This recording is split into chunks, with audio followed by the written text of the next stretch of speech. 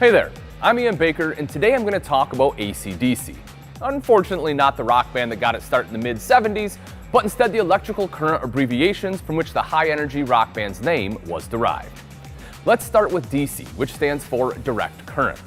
Direct current is commonly found in an automobile, cordless tools, handheld toys, essentially almost everything that contains a battery, as the battery stores direct current power. DC is also the main source of power in an RV if you plan on camping off-grid. RVs use direct current that is standardized at 12 volts. Lights, a power awning, and any electric jacks on the RV all run on DC. In your RV, it's also good to understand that DC only flows in one direction and is always seeking a ground source. In fact, it requires one to function. A good real-life example of this is if you have an automobile with dim lights. It's usually a ground issue as it's not getting a good connection. If you clean the ground and reattach it, you'll see a drastic increase in the brightness of the lights as it's now fully completing the circuit and allowing the current to flow without inhibition. Now that we've covered DC, let's talk AC power. AC, or alternating current for an RV, is 120 volts.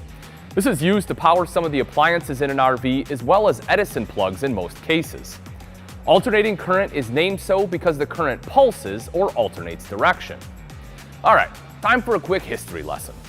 Physicist Michael Faraday discovered that changing a magnetic field induces an electric current. This is actually the basics of a generator.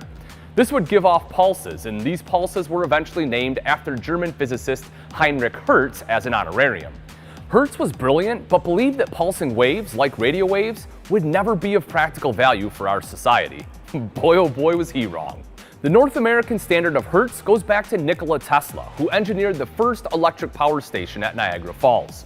Tesla discovered that 60 Hertz was the most efficient frequency for energy distribution along power lines. History lesson aside, why is it important to understand the difference between AC and DC current?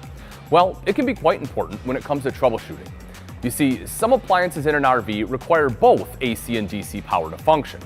Let's take some water heaters for example.